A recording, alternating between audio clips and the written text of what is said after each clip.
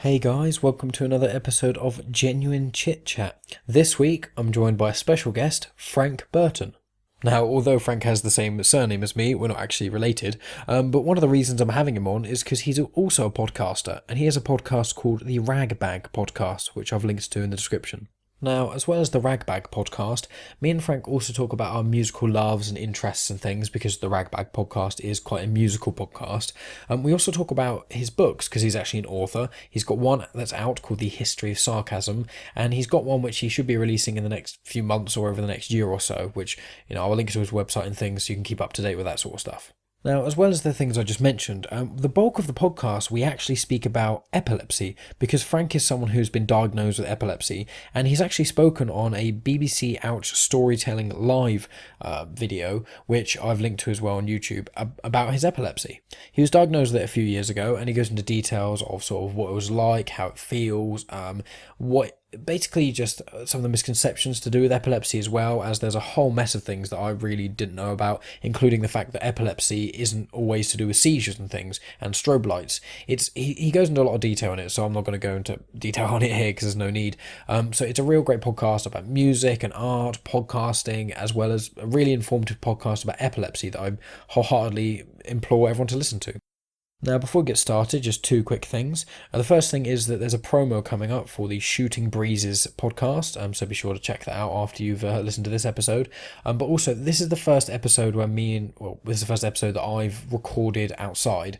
We were initially planned to record inside, but scheduling things and a few other things came up, so we end up recording outside. Now, the audio, for most part, does sound completely fine. I've edited a little bit, taken away a little bit of the background hiss, but there are the odd times where you can hear like a plane overhead and that sort of thing. I do apologise about that. I have tried editing it and removing it and reducing it and that sort of thing, but I can't quite get it out as it was quite loud. The worst time this happens is around 9 minutes. It happens for about 20 seconds or so, but after that it's not really in it at all much. You hear the odd noise of it, but I just wanted to sort of flag that up for any of you audiophiles out there. I still think the chat is great. The quality is up to almost the usual standard that it usually is. It's just that every now and then you can hear it a bit, and I think twice in the podcast it is a bit loud, but I've reduced the volume of it so it shouldn't be loud to yourselves. Our voices may not be as perfectly clear as it could be. So yeah, just want to preface that. Sorry about that, guys, but I still, I wouldn't release this if I didn't think it was great quality. So, I really, if anyone's kind of on the fence, please just give it a go. I try my best. Anyway, thanks as always for listening, guys. I'll be back at the end to give the usual social media stuff and all my usual ramblings about the next coming up episodes and whatnot. So, as always, guys, thanks for listening, and I'll talk to you at the end. Hey, Brad, do you know what I hate? Minorities? No. I hate it when I'm at dinner parties and I feel like everyone's a little bit smarter than me. Yeah, and I just don't have the time to read up on things. Well, that's a lie. I do have the time. I just want it to be easier. You know what's easier? Podcasts. That's right. And we've got a podcast, don't we? Yeah, and the whole point of it is that we do the hard work for people. We find the most interesting international news stories and discuss them in a fun and relaxed way. Probably should mention the name. Good idea, Jackie. Shooting Breezes. And you can find us just about anywhere. But head over to shootingbreezes.com to find out more.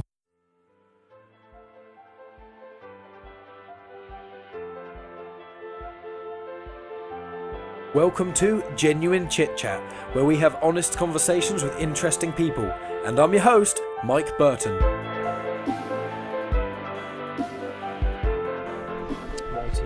And here we are. We are recording outside for the first time. We're in lovely Windsor.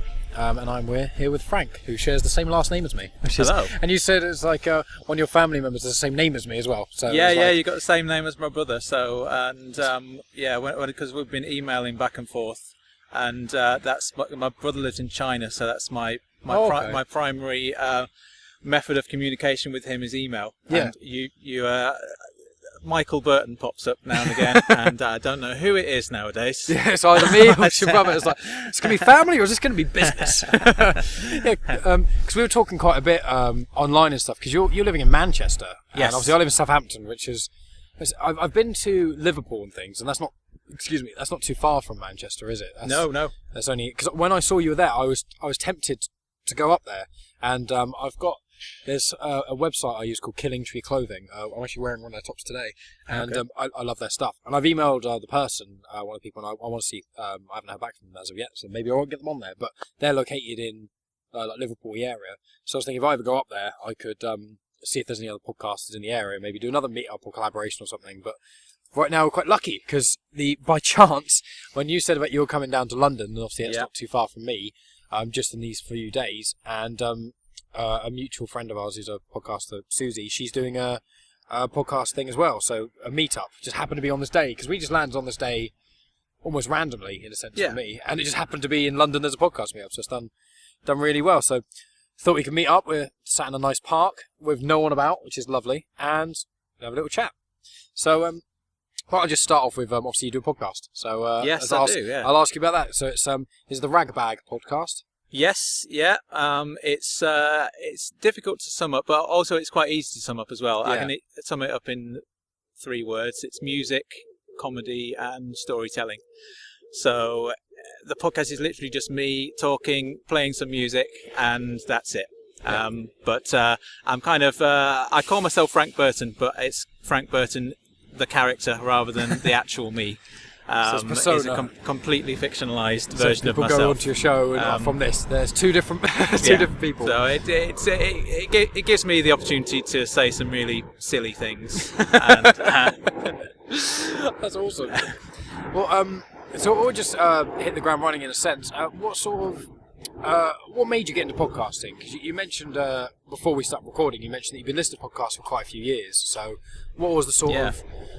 Was there any main event that made you go, I can do this, I'm going to do it now? Or was it just like over time, it was like, I can kind of do this, and one day it kind of clicked in a sense? What was the...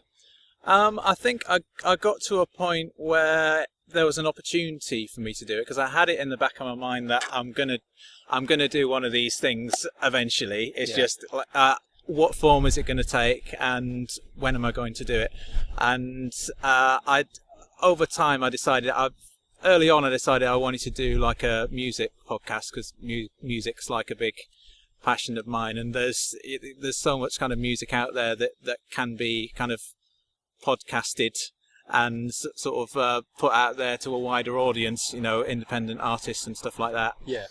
And so my original idea was going to be something like kind of really kind of straight and serious. I was going to play some music and be very sort of sincere about it.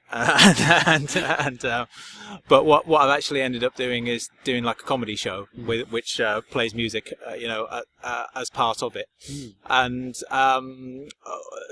perhaps the biggest sort of influence on that was a American show called Welcome to Night Vale, which I think a lot of people will have heard of because it's got a large cult following. But if you haven't heard it, I'd definitely recommend that you listen to it, because it's one of those things that just completely takes you by surprise. Yeah. It's like, what is this thing that I've not heard anything like this before. And there's not that many things you can say that about. It's just a really original show, and the fact that it's not always like this now, because there's kind of other characters that have been sort of introduced into it. But Welcome to Night Vale started as it's like a parody of a local radio show, and it's presented by this one guy, Cecil Baldwin, and it's basically just him talking for half an hour. And it's like a narrative-driven thing, so it's kind of like there's comedy, but there's also like a storytelling element to it as well. Oh, awesome! And it's set in this fictional town, Night Vale, and it's just sort of become like this whole kind of universe. Yeah. And that was a big inspiration for me, because with the whole kind of I can do this sort of thing in the back of my head, it's literally just a guy talking for half an hour. I can do that. Yeah, well, exactly. That's what I do. It's like with me, the whole crux of my podcast is the tagline is obviously honest conversations with interesting people, and the funny thing is that everyone I have on the podcast is an interesting person. I'm just the one who basically goes, can I record you talking to me? Because you're more interesting than I am. So it's like, I'm just this little centre point it's just like, I'm just the host. Whereas all the people I come on my show are way more interesting than me. So it's quite funny that there's that podcasting thing. Like, I implore anyone who's listening, it's one of those things where if you fancy doing it, why not? It's, even if, it should be a thing like music where it shouldn't be, oh, I'm going to do this, I'm going to make a career out of it, and I'm going to be famous. And no, it's very unlikely it's going to happen. Some people it can, and some people you can make some money off it. But the jump from making a little bit of Patreon, 10 quid a month money to living wage money is a very, very big jump. Yeah, sorry. I was just going to say, I mean, you've literally got nothing to lose from doing it. I mean, exactly. The worst that could happen is that your podcast turns out to be shit. Well, exactly. Which well, you know. yeah, in some cases that is true, but it could also turn out to be great. Yeah, and it's fun to do as well. If it's you do it as a passion project, then you're never worried about, oh, I need to make sure that, you know, it gets this many views or this many things. I mean, obviously a lot of us do download, look how many downloads we got, because it's interesting and it's gratifying when you've got a lot, but I try not to watch the numbers too much, because it's like this exact conversation, meeting you, this would never have happened if I didn't do podcasting. You know, we just went for, we met in Windsor, we had a little chat in a Starbucks, which was really cool to get to know you, and then this, and hopefully in the future we can meet up again, these sorts of things, and other people as well, and it's just like, well, if my podcast, in air quotes, doesn't go anywhere, and it's just stays few thousand listens every few months, I'd be fine with that, because I've had so many conversations. I've only been doing it less than a year now, and I've had so many cool conversations, and I've rekindled. Like, there's a friend of mine called Carla who's been on the podcast a couple of times. I'm friends with her for ages, but since doing the podcast, we've really connected, and now she's one of my best friends just from that. So it's like, great. I really implore anyone to do a podcast with a mate or by yourself or anything you want to do, and it's great when there's these passion projects and stuff. So keeping on the same subject, both at the same time, subject.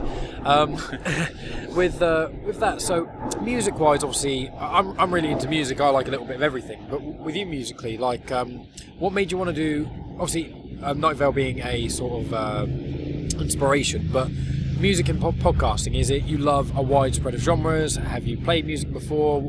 Is there anything that links you to music in this? I'm a music fan, basically. I'm not a musician. I'm a guy who likes music, but I like discovering new stuff, and I particularly like just kind of going on to just things like Bandcamp and Free Music Archive, and just finding new things, new and interesting things.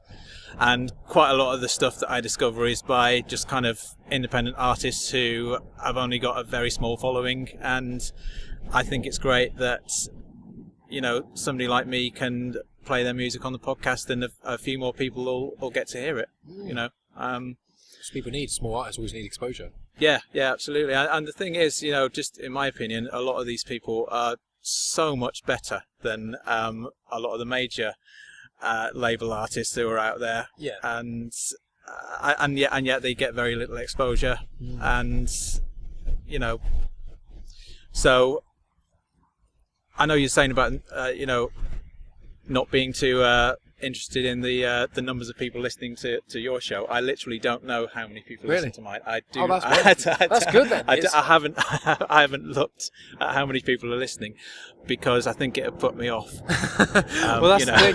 I get people in some of the podcast groups. I think that we're in. I think it's probably how you saw my name, wasn't it? It was in one of the Facebook podcasts? Oh yeah, one of the Facebook groups, yeah. So like in there you get so many people in those Facebook groups, and it's weird, because a lot of them, some people are just like, I do this as a passion, I love it, blah blah blah. Yeah. But some people, I've seen them post like, oh, my numbers this week have dropped, what shall I do? Oh my god. And I'm like, God, I don't look at that at all. Like, I host my stuff on Podbean. And on Podbean, it gives, every time you log in, the front page is telling you how many people listen. So that's how I know. The other day I looked into it a little bit deeper, because I was just interested by how many people listen on Spotify compared to iTunes and those standard apps. But I don't know which episodes of mine are the most popular. I don't know which ones haven't done that well. I just kind of go, I post them. I do throwback Thursdays on my Instagram of some of the older episodes that obviously when I didn't have such a following I could do it. But yeah, I get a couple hundred per episode, I think, ish. But if I got 20, I'd be fine with that, because that's, apart from probably 2 being my mates and 1 being me, when I download, obviously auto downloads, because I'm subscribed to my own podcast on my phone to make sure everything comes through and stuff fine. But even if 17 of those people listen to it and 5 of them love it, that's fine. Why is it? Well, it's the quality that's important, and it's also the quality of the listeners that's important as well. I think a lot of people listen to podcasts casually, and you know, a lot of podcasts you can listen to, forget about it, delete it, and then carry on with your life. Yeah. Whereas you know, if you've got people listening to your show who are really listening, and if you're creating something and it means it really means something to them. Yeah. It's better to have 10 people like that than have 100 people who just listen and then discard it and forget about it. Yeah, in my opinion. I totally agree. Yeah, and it's nice to see with we were talking about this a little bit before as well with how niche podcasts are. Some of them, like obviously my one is quite a generic sort of talk with anyone who's interesting. So it's kind of relatively every genre kind of mixed. Yours, even though it is quite unique, it's easy in that sense to genre in the sense of music, comedy, storytelling, wonderful. But when it comes to there's certain ones which this is quite easy to explain to someone, but the how niche it is there's one on the Brit Pod Scene network which I'm a part of, and it's called Sabrina the Teenage Watch, and it's literally 3 people. I can't remember if they're all guys or not, but they just watch every episode of Sabrina the Teenage Witch, and it sounds, when I heard about it, because I said to them I'd give it a listen, we reviewed each other's shows and stuff. And I gave it a listen. I was proper surprised how good it was, because they don't take it too seriously, and it's not like 3 people who are completely in love with Sabrina and it's the best. It's just 3 guys who just watching Sabrina the Teenage Witch and laughing about the silliness of it, having little inside jokes about certain characters, and loads of other things. So it's I didn't even consider when I started podcasting. I hadn't even thought that there could even be a Sabrina the Teenage Witch podcast about that old show, and it's crazy, and it's great to see so many people just doing whatever they want. I mean, there's we mentioned I think earlier, Susie. She's got the Casual Birder podcast. She just talks about birds. She often goes on bird walks and listens. And you can, if you listen to a podcast, you listen to a lot of the recordings from the bird walks, and she identifies birds. She talks about them, and it's such a nice podcast. It's really pleasant, and she's got such a nice voice. It's so cool that all these people have got this platform and this voice now, And there are plenty of people who'd be interested in hearing that as well. 100%. It's a big passion for a lot of people. But if you try pitching a bird watching show to a radio network or something like that, there's no chance. Caught BBC. We've got a show. What is it? It's a woman who speaks about birds for about an hour. So, or to be honest, a lot of our episodes are really 15 minutes to half an hour, but it's still a lot of these radio shows, that's one of the issues I have. One of the things, let's flip that, instead of complaining about the issues, having the things I like about stuff, is what I like about the new medium of the internet is everyone's got a choice to release stuff. And there's no, like with this show, for example, if this was, say, in the early 90s or maybe the 80s, the only way I'd be able to get this out anywhere is if someone, either, as you say, a radio show presenter or a television network or some sort of corporation with some sort of power and money, unless they picked it up, I wouldn't really be able to do this unless I had a lot of money and my own way of broadcasting my own radio show. And even that, God, the complication of that, this is quite easy in comparison. So it's nice for the big conglomerate corporations who have obviously control of the music industry, as I'm sure you're, because you like a lot of the independent artists, a lot of the stuff in the pop music and the pop charts and stuff is a bit, not all of it's bad, obviously. I think a lot of it is quite good, but there is also quite a unfortunately substantial amount that I personally don't like. And I think that I think music is a type of art, and art should be either it should make you feel something, it should be something no one else can do, or it can be sort of unique. That's the kind of the things that I find about it. And if you go to art galleries, I want to see something, if I could draw it, but it's something I could never have even fathomed, that's fine. But when I go to art galleries and see, those canvases of one thing, and it's just one colour of blue paint, just up and down, constantly, and it's worth loads of money, I'm like, yeah, but anyone can do that. It doesn't make you feel anything. It doesn't mean anything. Whereas you get someone who can draw a really great portrait of someone, and it's not worth as much because it's the whole thing of art kind of bothers me a bit. And I just find that with your show, what's great about it is you're shining light on some of the artists which don't have loads of money to spend on promotion and don't have the spotlight on them, but still deserve recognition for how brilliant they are.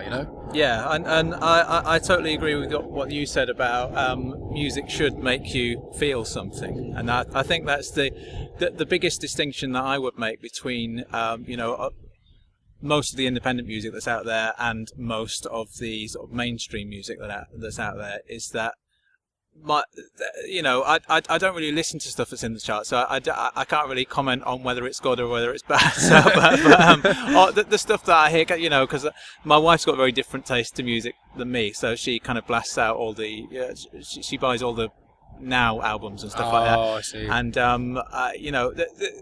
so I've listened to all of that stuff, and the only objection that I've got to it is on a technical level, I suppose. I find that a lot of it is just overproduced when you have all these sort of like filters where it's like a filtered vocal, so it sounds like a machine singing the song for you, and it doesn't sound like you're playing a guitar. It sounds like you're sort of playing it through like a sort of a, through a machine, through a computer. Yeah, like a synth board or something. And I'm not against electronic. I love electronic music. That's a big passion of mine. And I play a lot of techno and drum and bass and stuff like that on the Ragbag podcast. But the thing about those genres of music is that it really sort of makes you feel something. I mean, I know a lot of people that listen to a techno record and it just literally just sound like, what is this? Yeah. But so if you're not feeling it, I can understand why people would react in that way. But that's my personal experience of it. And, like I was saying, my personal experience of a lot of kind of commercial music is that I listen to some things and like that's actually quite a good song. It's just a shame that it's been produced in that way. And it's a shame that it's been like made to sound like every other record.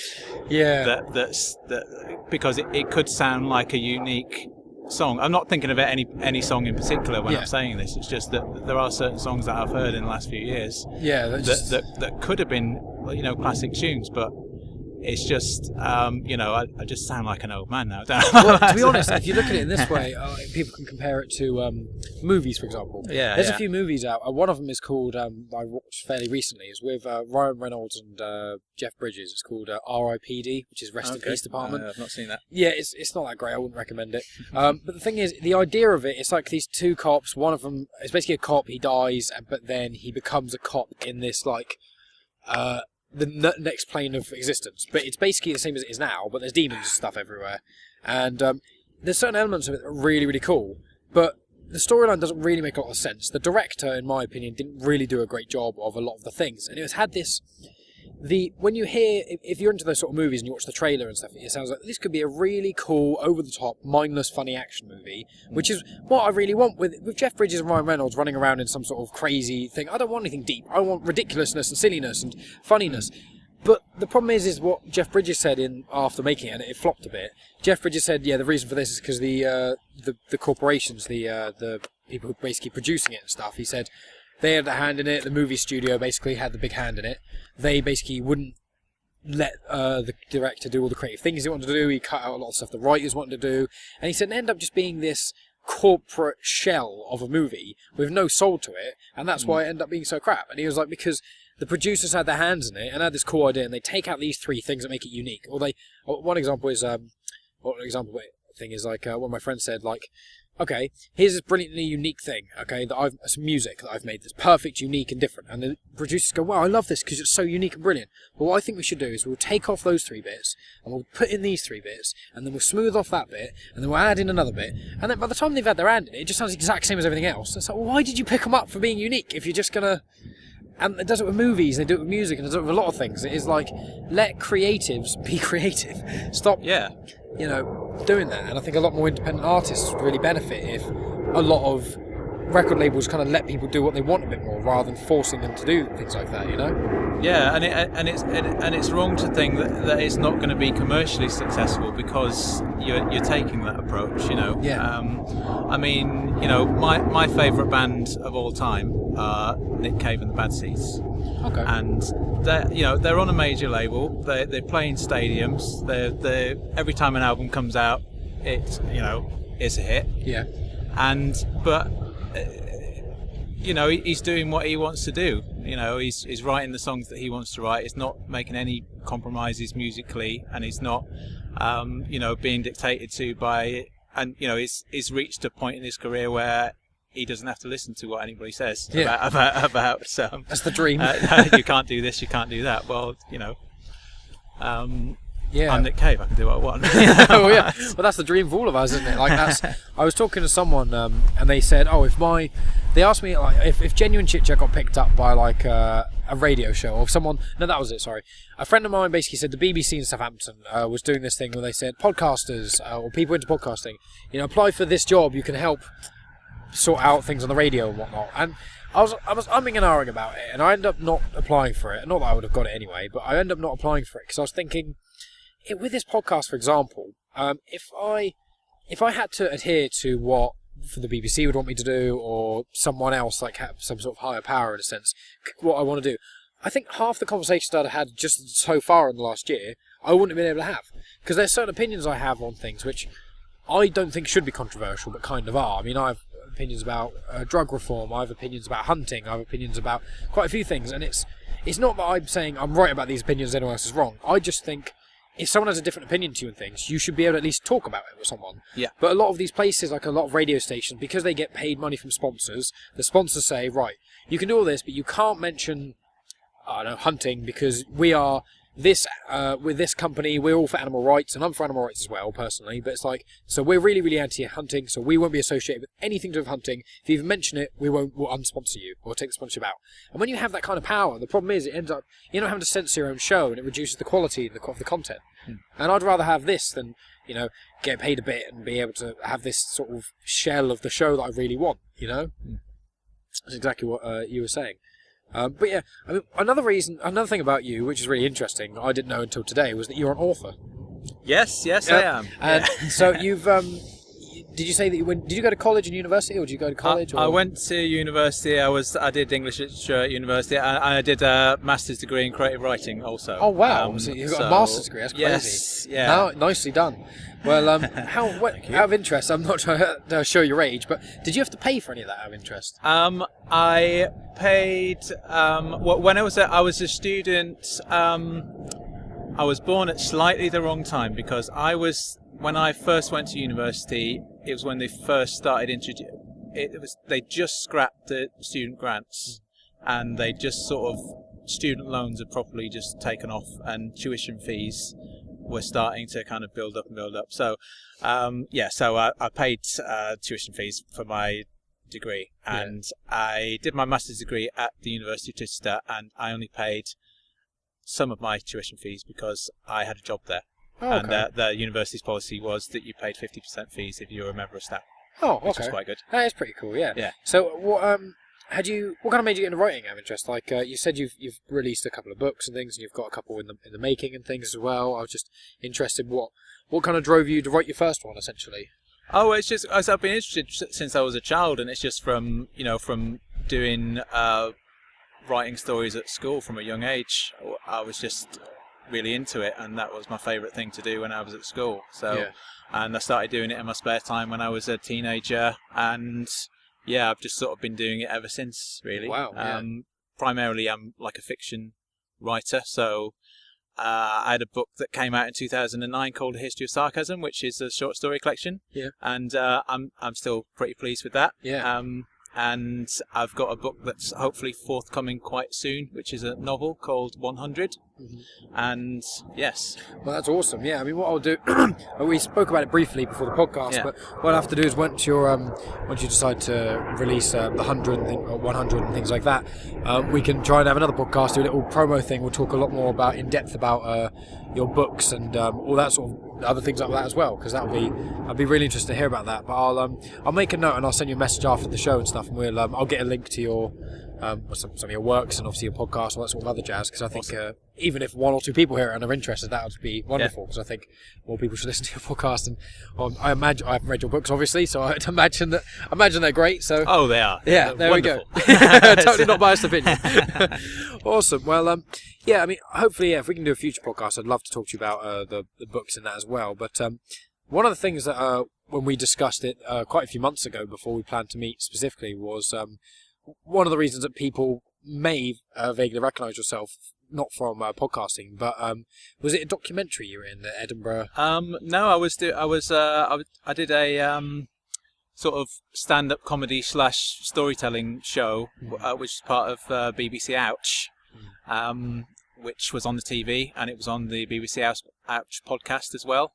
And it was me telling a story about having epilepsy, and it was kind of a funny thing that happened to me while I was kind of in recovery from having had a pretty horrendous experience of having seizures several times a day. Wow. And I got a new diagnosis of a thing called non-epileptic attack syndrome. So I was originally diagnosed with epilepsy, and now I was re-diagnosed with this new condition. And I saw a what did he call him? Some kind of therapist, anyway. And he taught me various different techniques about how to kind of overcome these attacks that I was getting. And they include doing sort of strange things like patting your head and rubbing your stomach, and sort of engaging the left side of the brain with the right side of the brain. And I was doing things like doing like memory exercises. So I was doing all of this in a pub once, and a couple of guys came up to me, and there was a kind of a funny misunderstanding about what I was up to, and we ended up just sort of shouting out names of Al Pacino films, and they just thought I was doing it because I was into trivia. I see. Just like, there's a guy in the pub who's really into trivia, just yelling out random things. I see. Yes. So I told that story in Edinburgh, and it was on the TV, and it's on YouTube. So you can watch that if you like. But I mean I'd like to tell the longer version of that story, if that's okay. I'd love to. I'll just quickly say, was this I saw, I think, on your Facebook, was it a year today that you did it? Yes, it was a year. That was a weird coincidence. It was, well, yeah, I mean, it was recorded on the 7th of August last year. Yeah. And today's the 8th of August, so yes, a year ago. Very close. Very close. Yes, and then it went out on the TV in like October or something like that, because that's the way these things work. But, yeah. Well, I'd love to hear the big story. Let's get on to that, because I know so little about epilepsy or anything, or the syndrome that you just mentioned. I don't know anything about that, so I'm gonna let you go ahead. I'd love to hear about this, man. Yeah, cool. The actual there's a little prologue to this story of mine, which will make sense when we when we come to it. But when I was at school, we had there's a doctor came to kind of talk to the kids to answer various different questions that we might have had about medical stuff. Yeah. And one of the things that came up was we were talking about kind of veins and arteries and stuff like that, and how the circulatory system, and like what would happen if like you like cut your hands off or something like that. You know, and it suddenly got really gruesome, and the doctor was saying like, well, what if you burst an artery? The blood flow would be so heavy you would hit the ceiling. And I just suddenly I was really shocked by this. You know, I was only like 8 years old. Yeah. And I went home that day, and I was kind of like, oh, well, what if I burst an artery in my sleep or something, you know? Since then, kind of bleeding to death has been like my biggest. I'm not going to call it a phobia, because it's not a phobia, but it's like you know, like people have like a fear of what's your biggest fear? My biggest fear is bleeding to death. Yeah. Some people would have a fear of heights or a fear of drowning, or you know, and so it's something that's always kind of been in my head as being something that's like really genuinely scary. I wouldn't want that to happen to me. And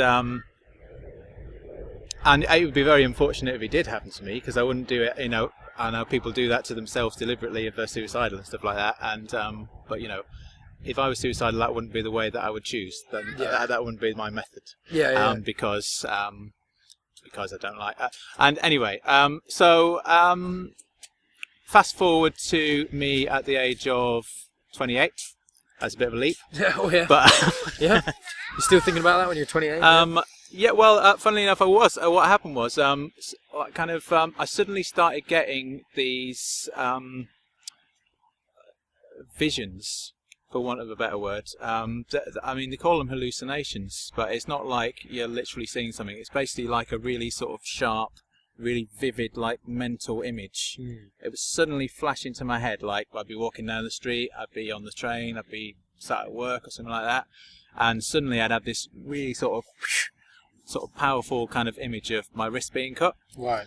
And it was almost like seeing it happen. You know. Yeah. And it really sort of, you know, jarred me, but then that would be it. That it would go away. It would just be a little kind of flash of something. It would disappear again, and I'd be like, "What was that? Where did that come from? What just happened to me then?" and then later in the day it'd happen again. And so that was happening sort of with like increasing regularity. It was happening quite a lot, several times a day, and no idea what it was. I was just sort of my attitude was at the time, I was doing my master's degree actually at the time as well, so I was quite busy. I can imagine quite stressed and as well. I was like, well, I haven't really got time to deal with this for one thing, and I'm just it'll go off on it. That's a very stereotypical man way. Yeah. It's just like, this is fine. It's fine. Yeah. But it carried on. So like eventually I kind of went to the doctors with it and said, I don't know what words to use here, but I genuinely think I'm going mad, because I'm kind of seeing things, really scary things happening, and I don't feel like I'm suicidal, but I feel like I'm having visions of myself committing suicide. Which so it doesn't make any sense to me at all. And like and they were saying that to me that they were kind of anxiety attacks that I was having, which would as you say, it was quite a stressful time because it was I had a lot of work on. But it was at the same time I was doing what I wanted to do with my life. So it was like I wasn't really all that stressed. And so that didn't quite explain it for me. And they were saying, well, we can put you on antidepressants and stuff. So I was saying, well, I really don't think it's that. I don't feel like I'm depressed. And I don't feel like... I feel like there's something that you're missing here, and I kind of gave up with it in the end. I wasn't getting the answers from the doctors that I wanted. And unfortunately, so these symptoms just sort of carried on.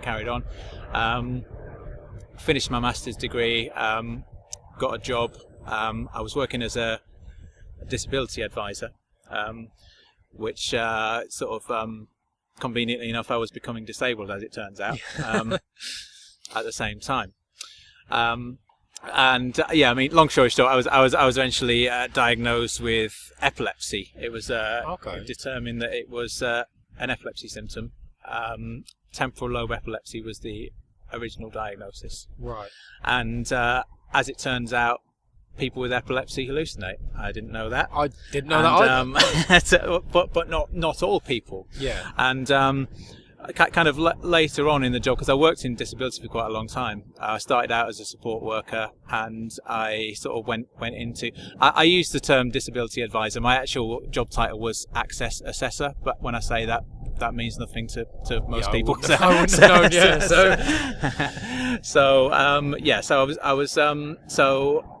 I was in a position where I was doing kind of workplace like assessments for people who had various different disabilities, and epilepsy was one of them, and I was kind of the go-to guy for epilepsy in that department because I was diagnosed with it, and so I knew various things about it. And I ended up doing kind of these little training courses, like epilepsy awareness training courses.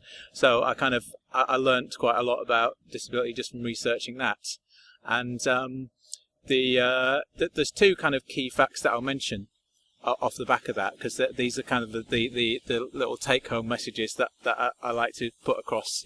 A couple of little stats for you. I do love little tidbits of information. So, what percentage of people in Britain, or indeed the world, have got epilepsy? Would you reckon? 8%. Oh, well, blimey, no, it's one.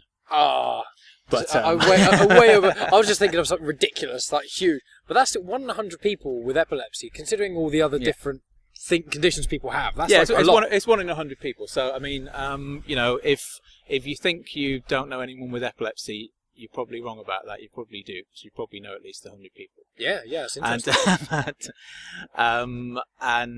But it may not be diagnosed as such. And one of the reasons for that is that epilepsy takes lots of different forms. And in my case, it was very difficult to diagnose because it wasn't clear that that's what the symptoms were. So there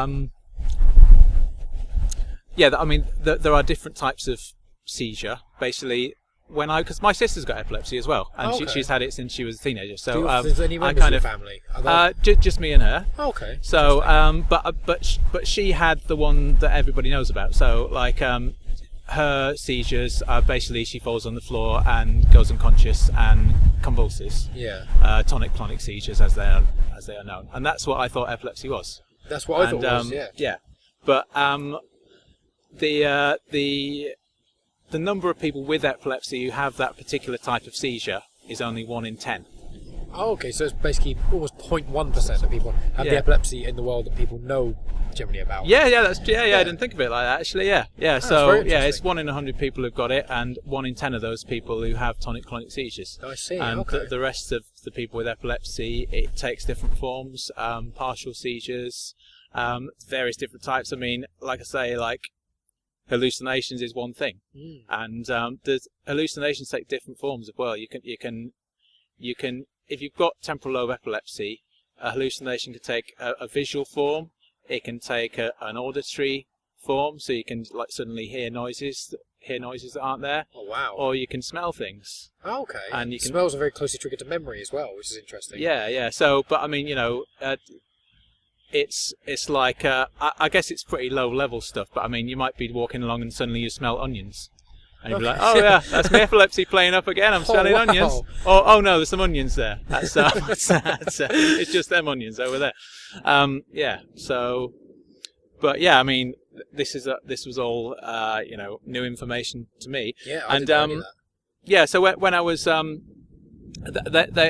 test you for, because I went to see various different professionals before this was actually determined to be the case, and I eventually had like a mental health assessment. I saw a psychiatrist. The psychiatrist had no idea what was wrong with me, and so it was a very disillusioning experience. Yeah. Just going. So we went through all these different sort of options of what it could be, what it is, what it isn't, what it could be, what it couldn't be, and I mean, she literally said to me, "I don't know what's wrong with you." Oh, good. That's a nice thing to So hear. I was like, okay, all right, cheers, mate.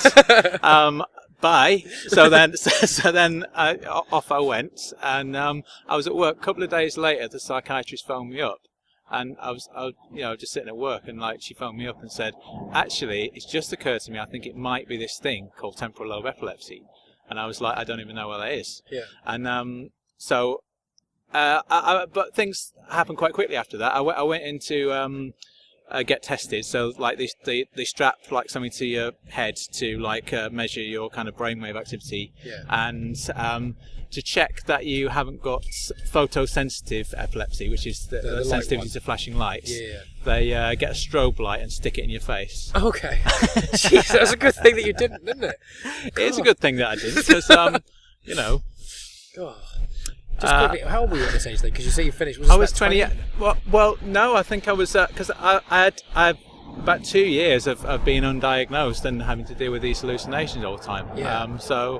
That was a very difficult time in my life. It was because it wasn't something that can be easily explained to other people, and I certainly didn't tell people about it very much. So because I was keeping all of this to myself, and particularly in the job I was working in, I met like so many different types of people as part of the job. So and I just had to keep it all locked up, and suddenly I had this diagnosis, and then I could just once I had a name for it, I could suddenly tell everybody that I knew about it. Well, I didn't want to be one of those guys. Wear a name badge saying, "Hi, my name's Frank. I've got epilepsy. How are you?" But it became much easier to talk about, having had a diagnosis and having a name for it, and having potential treatment options for it.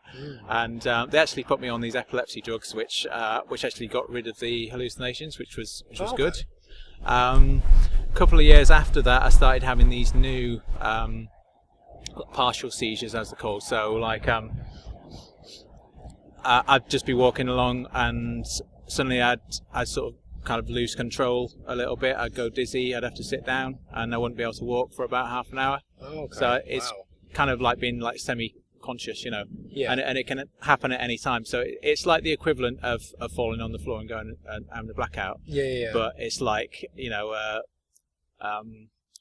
a partial version of that. So when you started having these, so prior to this point, when you were Yeah. having the sort of visions in a sense of, Yeah. of that, were you having any seizures of any kind like that, or was it just the visual? No, I was just having the bit. I mean, if I was having other types of seizure, I think it probably would have been a lot easier to diagnose then.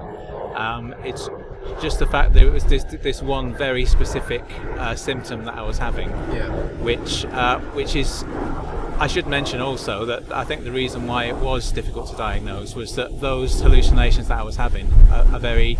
They're not typical. They're not a typical hallucination. That they're not the sort of hallucination that a person with temporal lobe epilepsy would usually have. Yes. I've been told that a lot of people see sort of get like a burning thing going on. So I'd be looking at you and your hair would be on fire or something. Okay. Or it wouldn't necessarily your hair be on fire, but you'd have a glow around you or something like that. Oh, okay. Seeing lights. That sort of thing. Yeah. But yeah, I mean, seeing your wrist being cut is an be- odd one. In fact, every single doctor that I've seen and talks about this have said, "Yeah, I've never heard of that before." Really? Oh, man. Yeah, That's crazy. Yeah. They keep telling me I'm interesting. You're an interesting case, Frank. Yeah, thanks. That's good to hear. Thanks for the compliment. You're a good specimen. It's like, oh, thanks. Oh man. Yeah. So you're having these. So you started having obviously. So the symptoms went away for a bit because you had a new medication, the sort of hallucinations. Yes. And then, you say a couple of years later, you then started having. I started having these partial seizures where I was, just sort of, and they can strike at any time. So it would just be it always seemed to be. I was working in London at the time, and it always seemed to be when I was on the tube, or getting the train or something like that. I was kind of out and about. Yeah. And I just have to, just sort of sit down and wait for it to wear off. And then that'll be it, really. I mean, it's good. I mean, one good thing that's come out of it, to be honest with you, is that you do, when you're in these sort of situations where you need help from strangers. Even in London, which has a bad reputation for people being unfriendly and being unhelpful. Yeah. but people are there and they're willing to help you if you ask for it. That sounds nice. Yeah. Silver lining. Yeah, it's just and I was out with my kids once, and I needed to sit down, and I was luckily my children never really saw me having these things very often, and they were very young at the time anyway, so they wouldn't have understood what it was anyway. But yeah, I mean, I was out with my kids in a cafe, and the lady who was running the cafe just came up to me and looked after my kids, while I just sort of came round from it, and then it was just, she didn't have to do that. She could have. She could have said, "Well, can you leave, please?" Yeah, well, it's nice. Brighter side of humans. Yeah. So yeah, that's one, and yeah. So once you had, you had these seizures and things, obviously. How long from you having these new ones did it take? Did you still have?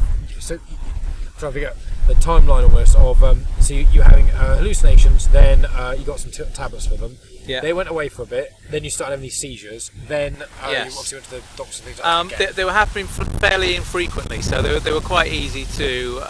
It was quite easy to get on with my life, Yeah. I just every now and again I'd have one of these episodes. It'd take a couple of days to recover from because I think just all kind of the sort of mental activity that goes along with it is that you're not having the same sort of convulsive stuff, but your brain's kind of doing all sorts of stuff while this is happening. So you're basically knocked out for a couple of days. So I had a few absences from work and stuff like that as a result of it, but it wasn't anything that was too much of a concern. But then suddenly it started being every day, and then it started being several times a day. Oh wow! And it got to a point where I couldn't leave the house, because what was the point? Yeah. I couldn't really do anything. We ended up myself and my wife. We had my son had only just been born, pretty much. He was less than 1, I think, at the time. So we ended up moving in with my parents, me and my wife and my 2 kids. Kind of moved up. We were living in Hampshire. We moved up to Lancashire just for a few weeks. Ended up living up there. I couldn't work, and couldn't really look after the kids. Couldn't really do anything.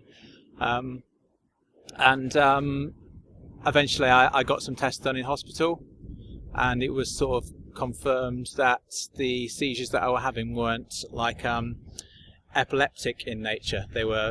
They're known as non-epileptic seizures, Right. and I didn't know that was a thing either. Yeah. I didn't know what a non-epileptic seizure is, but Yeah. apparently it is a thing, Okay. and it's not something that can be treated with epilepsy drugs. Right, that makes sense. And the thing is, they were giving me all of these drugs to try and treat it, and the drugs weren't doing anything because that's not how you treat these seizures. Yeah. So that's where all of this stuff with the mind games comes in, and the sort of patting your head and rubbing your stomach and doing maths, and to kind of get rid of the seizure. And the funny thing is, it worked, you know. So I don't even have to think about it anymore. But I mean, I trained myself out of it by if I felt a seizure was coming on, I'd start sort of doing maths in my head, or start kind of like I was saying in the story that I told at the BBC, naming Al Pacino films. Yeah. And it would literally get rid of the seizure. Yeah. And I don't have them anymore, and I'm not on medication, and I can drive. Yeah. Which I wasn't able to drive for a good few years once I was diagnosed with epilepsy. Yeah. You immediately you have to surrender your driving license because you're not safe to drive a car. Yeah. I mean, just a slight little tangent is I work as an insurance broker. I do motor claims and stuff like that. So I just sort out businesses, and we sort out have accidents. And I sort out all the paperwork and who's at fault and stuff. And there was one which was a lady had. She had a seizure while driving. And she didn't know she was epileptic or anything. And she just had one while driving, caused an incident. If I recall, her and everyone involved was fine, which is nice. But there's a lot of things people don't think about with these certain conditions and stuff. Is once you get diagnosed with it, obviously, even if the diagnosis is incorrect, then you still have got that over your head, and you've got that you have to deal with that in your life. So what with the exercises and things like that? Did you go to one specific specialist and they taught you these things, or did you look online, or what was the sort of? Oh no, I was referred to a specialist, okay. And I mean he was great. He was able to explain it very clearly and put it in very simple terms, and for me it worked. It was completely changed my life. Back to being healthy again. From being completely, like I say, unable to leave the house, unable to do anything, because I was just knocked out. How long ago was that? Have you kind of, in air quotes, been the all clear? Oh, that was let's see, I think 2016. I want to say. Oh, yeah, wow. I'd like to say end of 2016. Yeah. Yeah, so definitely quite recent, and that's obviously, I imagine, how you got on. How interesting. How did you get into contact with the BBC? How did that kind of? I should say I used to work for the BBC. Okay. So I was a support worker for a few of the people who work for BBC Ouch, which is the kind of the disability strand of kind of the part of BBC News, and they've got like their own sort of section of the BBC website, and they've got a podcast. And it's run by disabled people. The producers, the journalists, the presenters. They've all got disabilities. That's really interesting. Yeah. I mean, it's great. I mean, it's one of those things that not very many people know about. But I didn't know about that at all. I'll make a note of that. I have to link to it and things, because that sounds. Is it called Ouch? You say? Yeah. I mean, they're doing the TV show again this year. That it may well be happening as we speak. Yeah, that'd be interesting. Yeah, and in fact, a guy who was on, a lot of people will have heard of this guy now. He was on with me last year as part of that show. His name's Lee Ridley, also known as Lost Voice Guy. Right. He went on to win Britain's Got Talent. Oh, really? Okay. Yes, so he's had a good year. Yeah, well, yeah, yeah, that's crazy. And now he's presenting the show this year. Oh. He's the compere for that show. Oh, I see. Yeah. Oh, that's really cool. Oh, that's crazy. Yeah, I mean, I'm just thinking about all the. There's a lot of diseases and things as well, disease conditions that people have that we really don't understand. I mean, fortunately, we live in 2018, and obviously medical science is getting so much better now. But it's like, how much do we not know already about everything, and how much do we think we know and we don't? I mean, I know it's a slightly different thing, once again, it's another tangent, but I was watching a video the other day about Alzheimer's, and they said that there's a study that came out, I think it was only a few weeks ago, maybe it was a couple of months ago now, and it was saying Alzheimer's, they used to think was, there was like a certain thing that caused it. It was really, really layman's terms, because I don't understand much about Alzheimer's, but like from what I got from this video, it was basically when you have Alzheimer's, a certain protein gets kind of made or some sort of thing, and when that builds up too much, it can cause issues. That was the really, really baseline general thing of understanding it. But what they've actually come up with now is they think that that is a symptom of it, not the cause. Right. And they think that it's actually quite likely, a lot of the studies they've done, and they still have a lot of work to do on it, obviously, as well, but they think that one of the causes, or one of the contributing causes of Alzheimer's may be a viral thing, because they had this thing where certain people had these certain viruses, or also had the similar symptoms of things like Alzheimer's and stuff. Yeah. So things like that, it's like, you go back even 50 years, you go back 100 years, you go back 200 years, you think medical science people used to put leeches on everything, and they used to think, heartburn, have a leech. So it does make me wonder of, like, when you said that you were sort of misdiagnosed, and then for a while people didn't fully know what you had, because you have, there's the 1%, and then the 10% of that 1%, and then also no one had heard of the sort of type that you had as well. It was like, I wonder what other things people are suffering with, which they're either being incorrectly medicated for, which was not their fault, or being misdiagnosed completely. I wonder. Well, I suspect with epilepsy in particular, there must be a lot of people who have been misdiagnosed with, because I was misdiagnosed. I was told that I had anxiety. Right. I was having anxiety attacks. Oh, okay. And it's only because I turned around and said, no, I'm not. Yeah. That's I could have easily said, okay, well, give me some Valium then, or whatever you want to give me, and I'll take that. Exactly. And there's probably, I don't know how many people who are in that situation where they've said, oh yeah, okay, anxiety, thank you, I'll take those drugs. Well, yeah, exactly. And people get told the doctor thinks they have anxiety, and then they think, oh god, I do definitely have anxiety, and then they can't think of anything else, and they go, okay, well, I've definitely got anxiety, and then that can kind of almost be self-fulfilling almost. You think you've got this condition, and that makes the condition that you do have worse, or it means that you can give yourself, what is it, Munchausen's, I think it is almost, where if you think you have something so much, you can actually give yourself it, essentially, in that sort of way. And it's like, well, that's one of the issues. Well, see, we as humans want to put labels on everything, not only just in medicine, which obviously a lot of the time is very important, but also socially and things like that. And it's a weird one, because, people do want to get diagnosed. People want to find out what's, in air quotes, wrong with them, and they want to, get diagnosed, hopefully get treated and get sorted out. But I think, as you said near the start of the story, it was they tried to give you, or they offered you to take some pills, and was that right? Where they were basically well, I was either being offered I was offered antidepressants, and I turned them down because I said honestly I'm not depressed. I don't feel depressed. Exactly. Because they thought I was saying that I was suicidal, because I was seeing my wrist being cut. Yeah. But actually, what was happening was, and going back to the story that I told you when I was an 8-year-old boy listening to this doctor talk about arteries getting burst. Yeah. It's just something that really scares me. Yeah.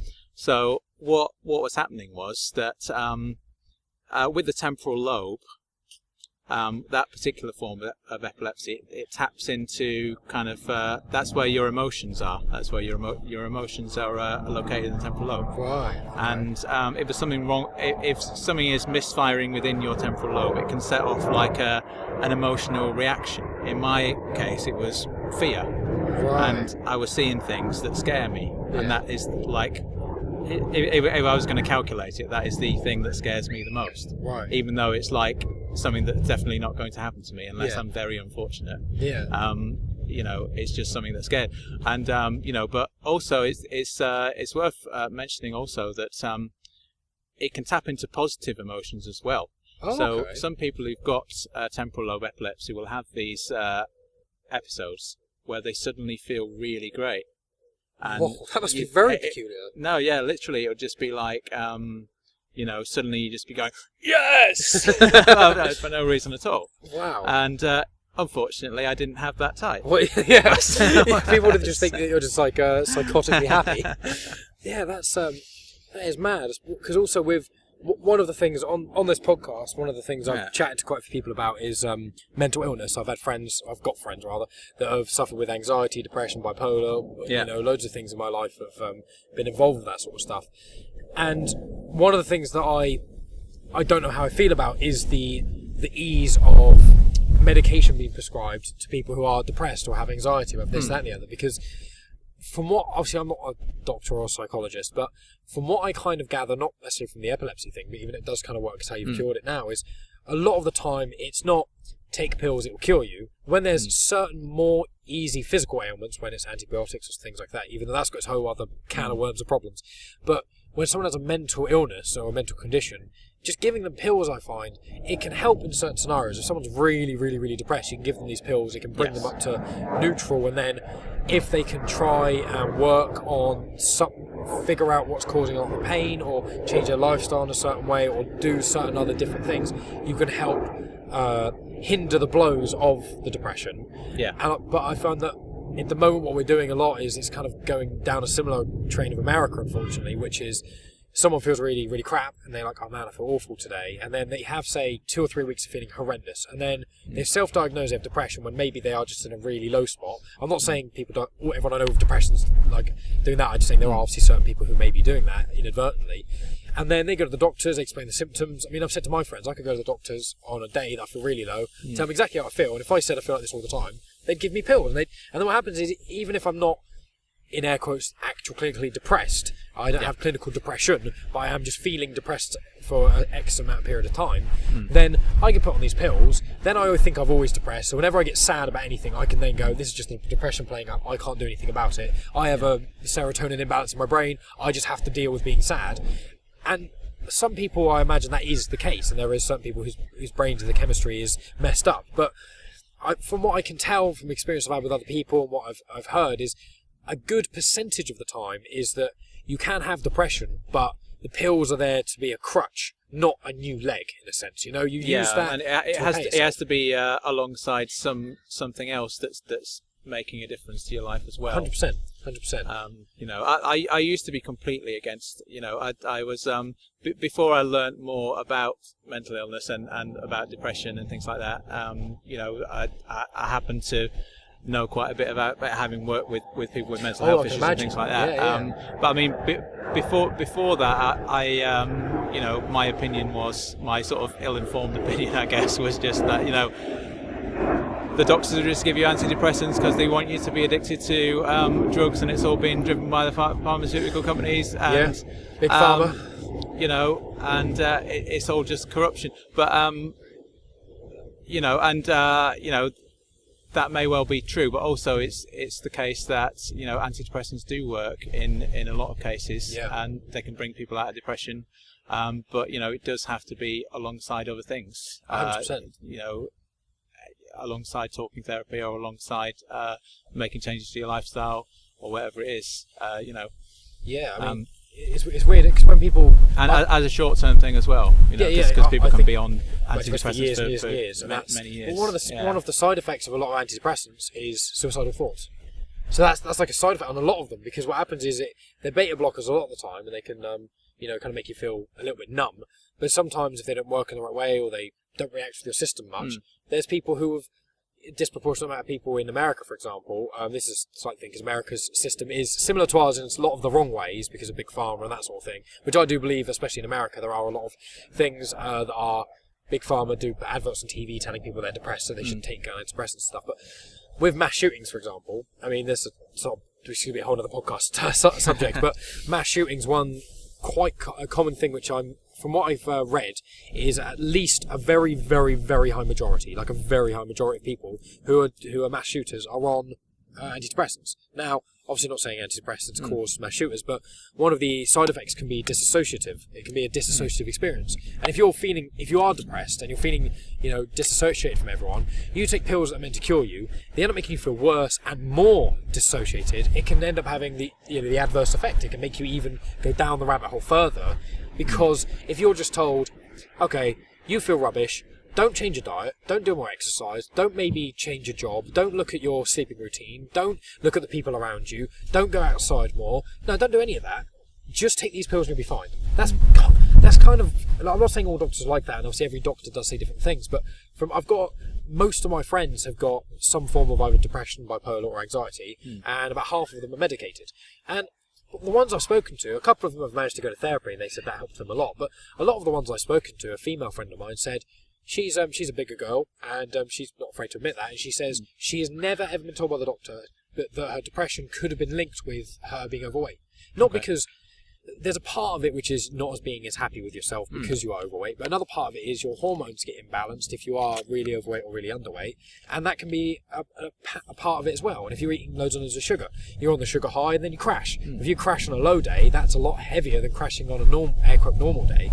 And all these things, and one thing I'm kind of realising as I get older is almost nothing is black and white, and almost everything sits in the moral grey area, and trying to find where the line is very, very difficult. With these pills, I'm not saying no one should take pills, because pills help a lot of people. I just think that every problem we have doesn't have one answer. It has loads of answers, and usually it's bits and pieces of each one to kind of fix it. Obviously with yourself, you took medication for a while, but you found that the thing that really helped you was doing some of these exercises for yourself. And when you first started doing them, I assume you were still on the medication when that was happening. Yes, I was. Yeah. And it kind of a decision had to be made as to whether I was going to come off the medication or not, because the medication had actually got rid of the hallucinations originally. So that's and I was concerned that they were going to come back. I spoke to the doctor about it, and the doctor said, "Well, there's only one way to find out, isn't there? Well, stop taking them. Yeah, that's a good point. And see what happens." So that's what I did. I mean, you got to phase them out properly. It takes quite a long time because I was on quite a high dose, so you got to kind of like wean yourself off. Gradually get it off. So that took quite a long time. But I mean, it is a lot better not being on epilepsy drugs. I mean, a lot of people need to be on epilepsy drugs, and it's great that epilepsy drugs exist. And and my advice would be, if you need them, then take them. But there are the thing is there are side effects, and it can make you drowsy. It can affect your memory, and because I was on quite a high dose, I was it was just sort of particularly with like short-term memory, I was really quite forgetful, and I'd just made quite a few basic errors just because my head wasn't in the right place. But I mean, I felt so much better having come off these drugs. So it was it was a whole new lease of life, really. I can imagine so, because not only with your own mind being, I'm overcoming this in the way that I actually don't need the drugs, which can be like a positive feedback loop of I can do this without the drugs, and then because you think you can, you kind of make yourself do it, which can be a good thing as well. But also, the side effects, that's another big sort of caveat when it comes to taking antidepressants, not just the one I mentioned about being suicidal, but weight gain is a very big one. And if you're already overweight and you're quite depressed, and maybe your depression, a contributing factor to that is because of your own self-worth from being overweight, you take these pills that are meant to help you, and you become more overweight. That can be worse as well. And there's what I think people fail to kind of think of is, okay, there's very few things in medical science that are perfect. Antibiotics seem to be, and now we're all getting super resistant to them and things like that, and they're causing a whole slew of other problems. And with something as complicated as epilepsy or even depression, it's changing the chemistry in your brain. It has to change it somehow. And it's like, well, changing anything it's very rare to do anything in the world of changing one thing and nothing else getting affected at all. And when it comes to something as complicated as the human brain, along with all the other physiology of the human body, mix of the hormones and the balance of too many pills of this, too many pills of that, it's like going on to for example, illegal drugs. If you take one pill that's really, really, really bad, that can kill you. Well, if something that's so small in that size, and the doctors are prescribing something which is obviously meant to help you, if 0.0001 of like a milligram is off slightly, what could that do to you? And everyone's body's different. I'm allergic to blueberries randomly. Do you know what I mean? I love them, but I'm allergic to them. I get rashes. I have hay fever, so I'm allergic to grass and tree pollen. I'm on quite strong pills for that, actually, funnily enough. But it's all these things of like every pill, from what it seems, can have a side effect, and as everyone's body is so different, especially with your epilepsy was quite unique case in the sense of what you were seeing, as well as being in the minority of epilepsy cases as well. It's just like, well, these pills may have been helping you in one way, but what potential damage could they have been doing? Because you're different, everyone's body's different, everyone's mind's different. So that is a real big thing. I think that could always be that could be a huge conversation for maybe another time or something. But just it's crazy. But I think we're getting to we're getting to pretty much at the hour mark now. Cool. So I think we've kind of come to the junction of the conversation. So I think it'd probably be a good time to wrap up, if you're cool with that. Yeah. Yeah, it's been an absolute pleasure. Well, just remind everyone, I'll put all the links and stuff again, but just remind everyone about your podcast and anything else that you want people to go look up. I'll include the links and stuff, and then we'll wrap up. Cool. Details of my writing is on my website, which is frankburton.co.uk. My podcast is called Ragbag, and that's on iTunes and SoundCloud and the usual places. And what else am I going on? I'm on Twitter. Ragbag Frank is my Twitter name. And watch out for the new book. Absolutely stellar. Well, thank you very much for coming on, Frank. It's been an absolute pleasure. Cheers. Thank you.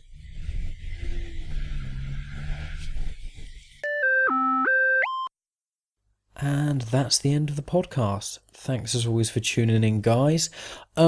Coming up in the following weeks, next week's one, it may be an episode with Alex Hart. He's been on a couple of movie podcasts, but we'll be talking about nature and things. It might be a two-parter or the first part of a two-parter with my buddy Brandon about sort of premium streetwear, including things like Supreme. Or it might be a secret one that I may be recording tomorrow. I'm pretty sure it's all sort of settled, but I don't want to talk about it unless it doesn't go through or anything, so it might be that secret one. I've also got a podcast that I should be recording with my buddy Bradley, who's on podcast number 11, Hand Bras and No Vag, which is one of my personal favourites. It's a two-parter, so if you haven't listened to that one, I implore you to go listen to that one, because I think that's that one, as well as the one with Johnny, which is episode 13, I think. I think that's two of the funniest ones I've done, and two of my favourites, really. So I'll be doing a podcast with Bradley. I think we're going to be watching like 2 movies, and just doing like a little mini review podcast about that, and probably rambling on and chatting about nothing else, because I think we'll have had a couple of drinks. I got potentially one coming up with a personal trainer, talk about fitness and that sort of thing. So hopefully that one will go through. And my friend Sophie as well. She should be coming on to talk about quite a few things, to be honest. So I've got quite a few lined up, and so some exciting stuff planned. I'm hoping to get another Science But Simple recorded with Josh some point soon as well, because I think we're lagging a little bit on that. But Josh has just started his first year of sort of teacher training, essentially being in the classroom, so he's a very busy guy now.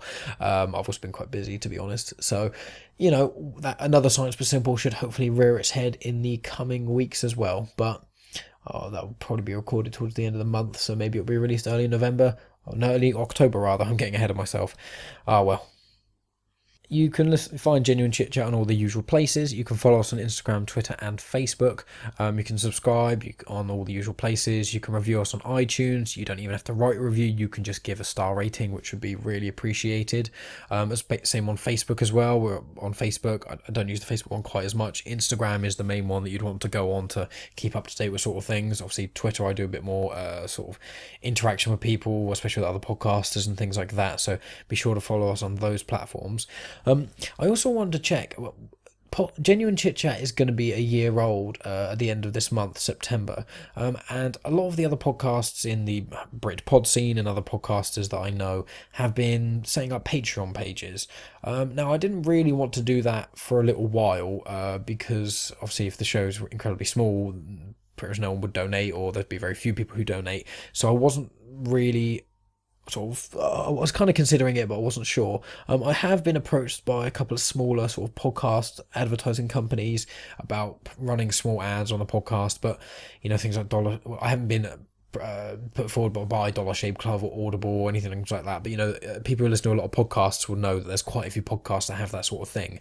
I just wanted to know what people's opinions were. If you could DM me on Twitter or message me on Facebook, on the page, right on the wall, any of the usual places that you can find us. You can just Google Genuine Chit-Chat and it should come up.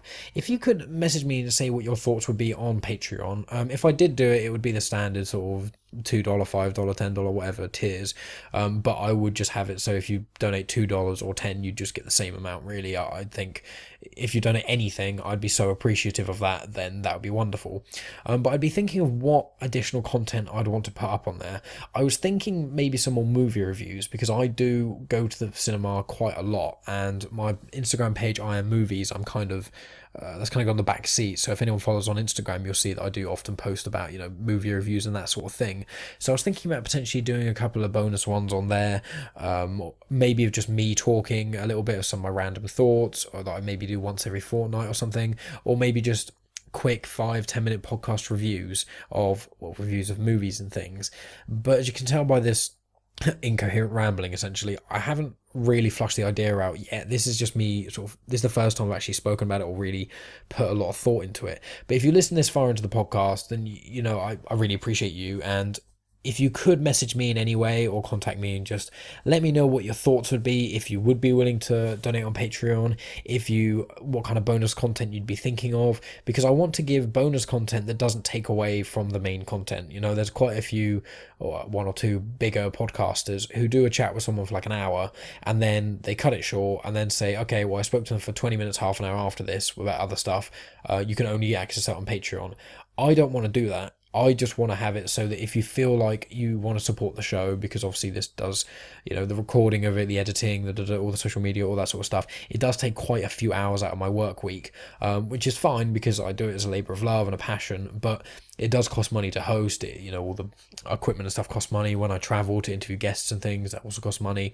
So obviously, it's doing it as a labour of love. I'm not going to beg everyone for money, that sort of thing. I just think if you feel like this deserves it, $2 a month, that's less than a cup of coffee, essentially. If you're in England as well, I think it's like £1.80 or something. And it's like, well, if you listen on a weekly basis, you probably get about 4 hours a month, essentially, of this podcast, give or take a little bit. And is that worth £1.50? Obviously, if you think it's not, that's completely fine, and you can continue to listen to free. I won't take anything away. But if you feel like it does or would, then if someone could give me any hint that they'd be potentially interested, maybe, that would push it forward, I guess. Obviously, I understand that a lot of people probably aren't going to message me because they would probably go, well, I'm not going to tell them I would, but I'd probably think about it, and that's fine too. So I just want to throw that out there, just a potential. If anyone had any ideas of what they would potentially want if I did do a Patreon, that'd be really cool. But as I said, I'm going to keep doing the normal stuff, releasing what I view as top quality content in a sense. I think that's it, really. I mean, this outro is going to be incredibly long, so I do apologise for that. But as I say, I do appreciate anyone listening this far. So thanks as always for listening, guys, and I'll talk to you next week.